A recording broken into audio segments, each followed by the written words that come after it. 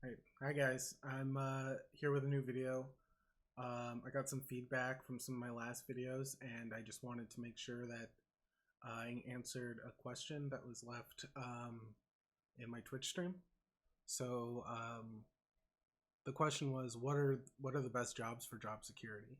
And I think that's a really important question and one that deserves an answer. So when you're trying to get your first job in the industry, you want to make sure that it'll last, right? Like one of the main reasons why I quit being an environment artist is because I saw the move to outsourcing, right? Like the industry is removing tons of prop artists and environment jobs into other countries, and I think that's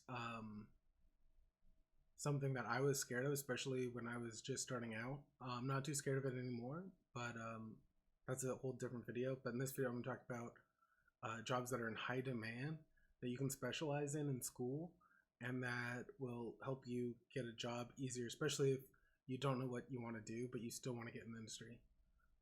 So one of the best jobs is a tech artist.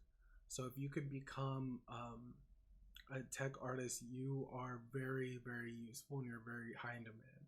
So if you can make some like tools that make development easier, or some plugins, some Mel scripts, um, some utilities in Unreal, you will go far.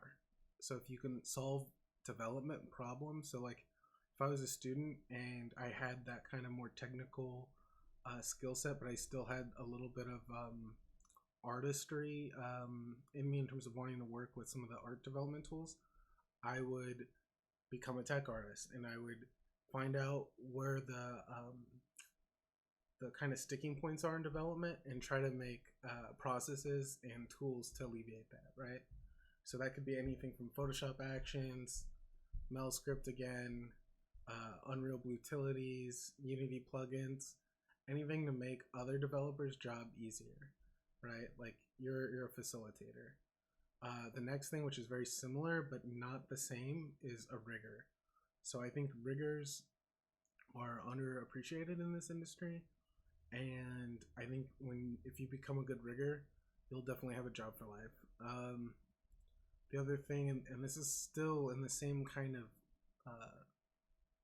realm, or pipeline engineers. If you can make a pipeline easier for people, I mean, it goes back to the tech artist, but I'm talking everything from Perforce, submission, all the way to production needs to, not just, oh, cool, how do I get this model into Unreal easier? How do you make everyone's job easier? The other thing that I want to talk about is UI programmers and designers. They're in high demand. They're very sought after, and I think the job is very rewarding if you're really into something like that. So because you get to kind of be a mix of an artist and a programmer, and a designer, which is kind of rare to have a job that deals with all three in a way. Um, so definitely UI artists, programmers, and designers.